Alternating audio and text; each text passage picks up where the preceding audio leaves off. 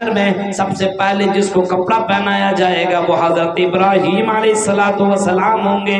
اپنے خلیل اللہ اپنے خلیل حضرت ابراہیم کو اللہ تعالیٰ جنتی کپڑا سب سے پہلے بنائے گا, سب سے پہلے کپڑا پہنائے گا. کسی کے پاس کوئی کپڑا نہ ہوگا, سب کے سب ننگے ہوں گے, بغیر ختنے کیے ہوں گے. نہ مردوں کے پاس کپڑا ہوگا نہ عورتوں کے پاس کپڑا ہوگا, یعنی سب کے سب ننگے ہوں گے.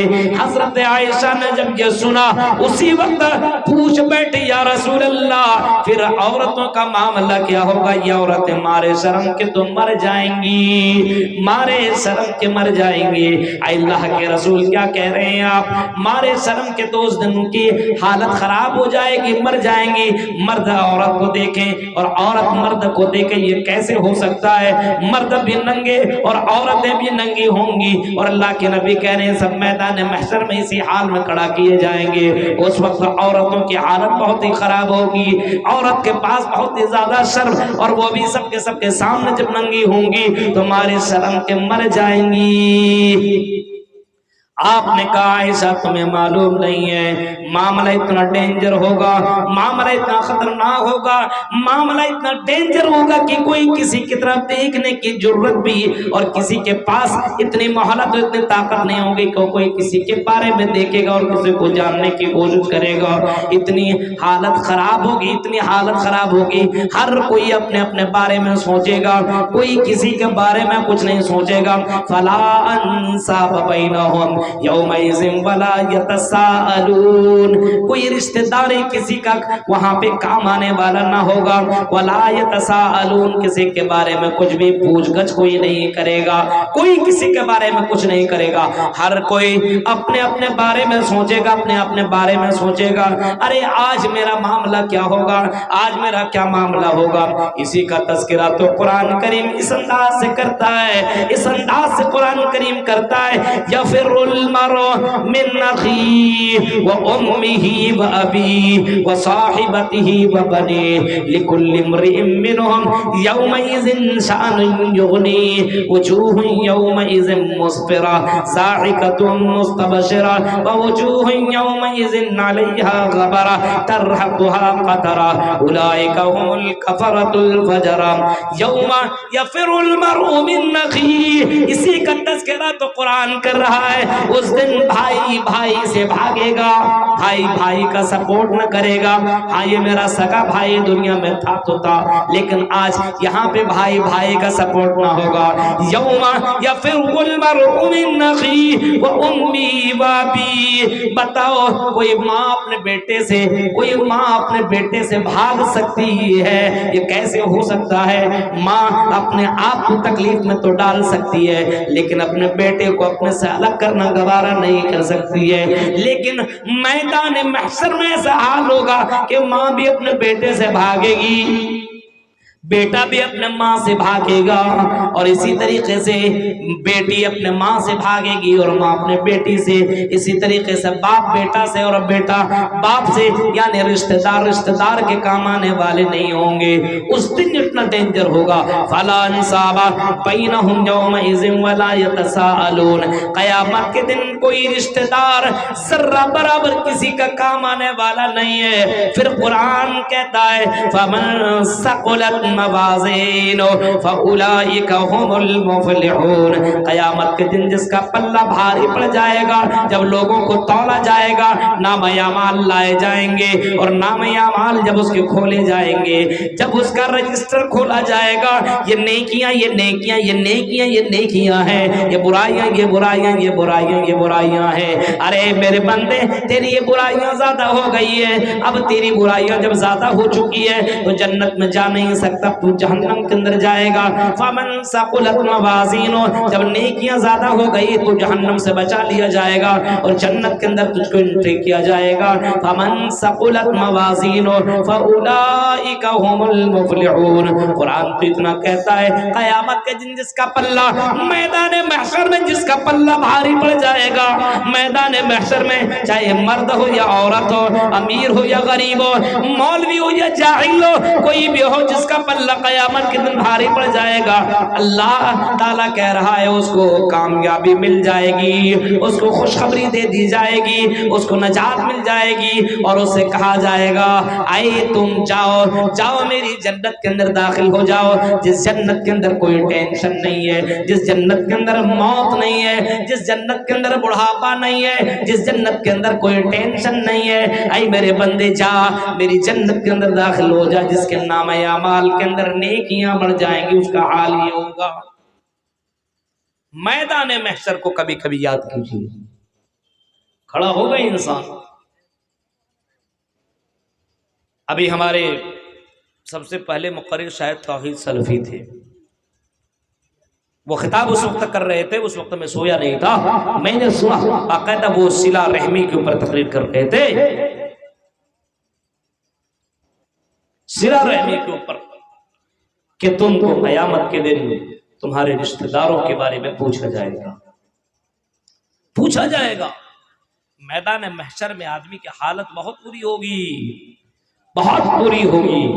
اسی وجہ سے اللہ کے نبی صلی اللہ علیہ وسلم نے فرمایا سنو، قیامت میدان محشر میں سارے کے سارے لوگ ہوں گے، سب کے سب مجرمین ہوں گے، سب کے سب اللہ کے سامنے گنہگار ہو کر کے کھڑے ہوں گے، کسی کے پاس کوئی کپڑا نہ ہوگا، سب کے سب مجرم ہوں گے، اور سارے کے سارے لوگ اللہ کے سامنے کھڑے ہوں گے، اور سارے کے سارے اپنے اپنے جواب دینے کے لیے تیار ہوں گے، سارے کے سارے لوگ جواب دینے کے لیے تیار ہوں گے، اور کچھ لوگ ایسے ہوں گے جو اس حالت کو دیکھیں گے، اس سچویشن کو جب دیکھیں گے تو کہیں گے کاش کہ مجھے دوبارہ زندگی نہ ملتے، کاش کہ ہمیں دوبارہ زندہ نہ کیا ہوتا، کاش کہ میں سڑ گیا ہوتا، مر گیا ہوتا، سڑ کرنے کے بعد ہمیں دوبارہ زندگی نہ دی جاتی، آج ہمیں دوبارہ زندہ کیا گیا، یہ ٹینشن والی زندگی مل گئی ہے، اب ہمیں اپنے رب کو جواب دینا پڑے گا، میں اپنے رب کو کیا جواب دوں گا، اب میں اپنے رب کو کون سا میں جواب دوں گا، میں نے دنیا میں تو بہت پاپ کیا، میں نے دنیا میں بہت زیادہ غلطیاں کی، اب میرا معاملہ بہت ڈینجر ہونے والا ہے۔ انسان اس منظر کو دیکھنے کے بعد انسان کی حالت بدل جائے گی، انسان تعجب میں پڑ جائے گا، اب میرے ساتھ پتہ نہیں کیا معاملہ ہونے والا ہے۔ میدان محشر کے اس مناظر کو دیکھو میرے بھائی، غور کرو، سوچو، اگر آدمی مرنے کے بعد بعض الموت کے بعد، مرنے کے بعد کی زندگی کے بارے میں آدمی سوچے، اور محمد رسول اللہ نے جن مناظر کو آپ نے بیان کیا ہے، اور جن مناظر کے بارے میں امام کائنات نے فرمایا کہ میدان محشر میں تم کو لایا جائے گا، اور ہر حال میں تم کو لایا جائے گا، جس حال میں مرو گے اسی حال میں تم کو اٹھایا جائے گا، اور تم کو جمع کیا جائے گا، تم کو اکٹھا کیا جائے گا، اور تم سے سوال و جواب کیا جائے گا، تم سے پوچھ گچھ ہوگی میرے بھائیوں، پوچھ گچھ ہوگی، اس وقت کو تم یاد کرو۔ اور اللہ کے یہاں میدان محشر میں کوئی بھی آدمی جب تک کہ اللہ کی سوالوں کا جواب نہ دے لے تب تک اپنے قدم اور پیروں کو ہلا نہیں سکتا ہے، سوال کا جواب نہ دے لو تب تمہارے قدم ادھر سے ادھر نہیں ہلیں گے۔ اور ہاں، میدان محشر اسی زمین کو بنایا جائے گا، ہاں وَتَرَى الْجِبَالَ حَدًّا، اسی زمین کو یوم تبدل الارض غیر الارض والسماوات وبرزوا للہ الواحد القہار، اسی زمین کو میدان محشر بنا دیا جائے گا، اسی زمین کے اندر تم نے پاپ کیا ہے، اسی زمین کے اندر تمہیں جواب دینا پڑے گا، اور یہی زمین کو اللہ تبارک و تعالیٰ بولنے کی شکتی دے گا، اسی زمین کو بولنے کی طاقت اللہ تعالیٰ فراہم کرے گا، اسی زمین کو اللہ تعالیٰ طاقت دے گا، یہ زمین چیخ کر کے کہے گی، یہ زمین چلاتے ہوئے بولے گی، یہ زمین چیختے ہوئے بولے گی اے رب العالمین، یہی وہ رب بندہ ہے، اس بندے نے یہاں پہ غلط کام کیا تھا، یہاں پہ زنا کیا تھا، یہاں پہ شراب پیا تھا، یہاں پہ چوری کیا تھا، یہاں پہ ڈنڈی مارا تھا، یہاں پہ قتل کیا تھا، یہاں پہ غلط کام کیا تھا۔ قرآن ان تمام آیتوں کا پروف ہے، آج قرآن چیخ چیخ کر کے یہ ساری باتیں بیان کر رہا ہے۔ اذا زلزلت الارض زلزالها واخرجت الارض اثقالها وقال الانسان ما لها يومئذ تحدث اخبارہا بِأَنَّ رَبَّكَ أَوْحَىٰ، یہ زمین قیامت کے دن چیخ چیخ کر کے انسانوں کے بارے میں خبریں دے گی. اے اللہ یہ انسان ہے، اس نے فلاں جگہ پہ زنا کیا تھا، یہی انسان ہے فلاں جگہ پہ چوری کیا تھا. اے اللہ یہ جلسوں میں جاتا تھا لیکن جلسے کے حدود، جلسے کی آداب کو بھول جاتا تھا اور وہاں بھی اس نے غلط کام کیا تھا.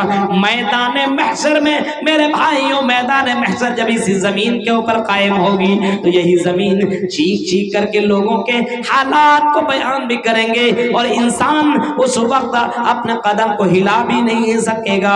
انسان ادھر سے ادھر بھاگ نہیں سکتا ہے اور اللہ سے بھاگے گا کہاں؟ اللہ تبارک و تعالیٰ کی طاقت کے سامنے آدمی بے بس ہے، کہیں نہیں جا سکتا ہے اور کچھ بھی نہیں کر سکتا ہے. میرے بھائیوں، امام کائنات صلی اللہ علیہ وسلم کہتے ہیں ہر کسی سے 5 سوال قیامت کے دن کیے جائیں گے. یا ان اربعین، کہیں فرمایا 4 سوال کیے جائیں گے اور کہیں فرمایا 5 سوالات قیام میدان محشر میں لوگوں سے کیا جائے گا. 4 سوال یا 5 سوال کیا جائے گا. مرنا تو مرنے کے بعد دوبارہ زندگی اسلام میں بھی ہے اور ہندو دھرم میں بھی ہے، عیسائیوں کے اندر ہے، سب کے اندر یہ موجود ہے کہ مرنے کے بعد دوبارہ زندگی ملے گی. اب یہی عقیدہ بنا لو. ہر کوئی سوچ لے کہ مرنے کے بعد دوبارہ زندہ ہونا ہے تو آدمی اپنے آپ کو گناہوں سے بچا لے گا. اور جس کو پتا ہے کہ مرنے کے بعد کچھ نہیں ہوگا، کفار مکہ کی طرح عقیدہ بنا لے کچھ نہیں، مرنا ورنا کچھ نہیں ہے، مریں گے تھوڑی مرنے کے بعد دوبارہ زندہ ہوگا، سڑ جائیں گے گل جائیں گے، دوبارہ اللہ زندہ کیسے کرے گا؟ اتنا آسان کیسے ہو سکتا ہے؟ ایذا متنا وکنا ترابا ذالک رجع بعید، مر جائیں گے سڑ جائیں گے گل جائیں گے تو دوبارہ زندہ اللہ تعالیٰ کیسے کرے گا؟ یہ تو بہت بڑی بات ہے. یہ ممکن کیسے، یہ پاسبل کیسے ہو سکتا ہے؟ زعم الذین کفروا ان لن یبعثوا، یہ کفار کہا کرتے تھے کہ مرنے کے بعد دوبارہ زندگی نہیں ہے، کیسے زندہ اللہ تعالیٰ کرے گا؟ کر ہی نہیں سکتا ہے. اللہ دوبارہ کیسے بنائے گا؟ اللہ تعالیٰ کہتا ہے نبی کہہ دو، ان مشرکین سے کہہ دو، ان کفار مکہ سے کہہ لو، ان جاہلوں سے کہو، ان نادانوں سے کہو، قل بلا وربی لتبعثن ثم لتنبؤن بما عملتم، ان سے کہہ دو کہ میرا رب اس بات پر قادر ہے کہ تمہیں دوبارہ زندہ کرے گا اور تیرے عملوں کے بارے میں تم کو خبر دیا جائے گا، خبر دیا جائے گا، دوبارہ زندہ کرے گا اور خبر بھی دیا جائے گا. ہاں بلا قادرین علی ان نصفی بنانا، میرا رب اس بات کے اوپر قادر ہے کہ بندوں کو اس کے پور سے زندہ کرے گا، اس کی انگلیوں کے پور سے زندہ کرے گا. میرے بھائیوں آج انسانوں کو ذرا دیکھو، اللہ تبارک و تعالیٰ کا ایک سسٹم ہے، اللہ تبارک و تعالیٰ کے قانون ہے، ایک سسٹم ہے. انسان کا پور بھی اللہ تعالیٰ بنانے کے اوپر قادر ہے، انسان کی انگلیاں بنانے کے اوپر بھی قادر ہے. انسان تو بنائے گا ہی بنائے گا. جس طریقے سے انسان کی جو انگلیاں ہیں اور انگلیوں کے اندر جو الگ الگ نس موجود ہے اور الگ الگ انسان کا انگلیوں کا الگ الگ نشانات موجود ہے، اسی طریقے سے ہو بہو اللہ تبارک و تعالیٰ دوبارہ زندہ کرنے کے اوپر قادر ہے. یہ عقیدہ ہم مسلمانوں سے دھیرے دھیرے ختم ہو رہا ہے اور ہندوؤں والا عقیدہ آ رہا ہے، مرنے کے بعد کچھ نہیں ہوگا، دوبارہ زندہ نہیں کیا جائے گا، حساب و کتاب نہیں ہوگا، یہ میدان محشر کچھ نہیں ہوگا، یہ سب کچھ نہیں ہے. میرے بھائیوں کو اس بات پر عقیدہ نہیں ہے تو مسلمان نہیں ہے. آپ کو اس بات کے اوپر ایمان لانا ہوگا، آپ کو اس بات پر یقین کرنا ہوگا کہ مرنے کے بعد اللہ کے سامنے کھڑا ہونا ہے اور اپنے حصہ اپنے زندگی کا جواب دینا. قیامت کے دن لوگ آئیں گے، بہت طریقے کے لوگ آئیں گے. ارے وہ میدان محشر کا تو منظر ہی زبردست ڈینجر ہوگا.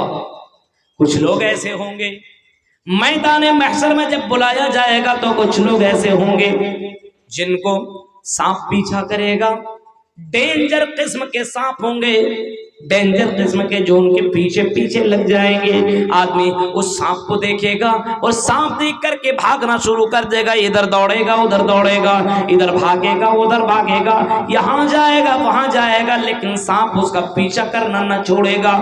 دوڑاتے ہوئے اس کو پکڑ لے گا اور سانپ اس کو پکڑ لینے کے بعد اس کو اپنے اندر جکڑ لے گا، سانپ اس کو اپنے قبضے میں کر لے گا. انسان چیخ کر کہے گا او کون ہو میرا پیچھا کر کر کے کے مجھے پریشان کر دیے ہو، تم نے مجھے تھکا دیا ہے، کون ہو تم؟ میرا پیچھا کیوں کر رہے ہو اور مجھے اتنا پریشان کیوں کر رہے ہو اور مجھے اتنی تکلیفیں کیوں دے رہے ہو؟ وہ چیخ کر کے وہ سانپ بھی بولے گا۔ وہ میدان محشر کا منظر دیکھو، آج دنیا میں سانپ نہیں بولتا ہے، آج دنیا میں سانپ نہیں بولتا ہے، لیکن قیامت کے دن سانپ بولے گا اور چیخ کر کے کہے گا انا کنزکا انا مالکا، میں تمہارا مال ہوں، میں تیرا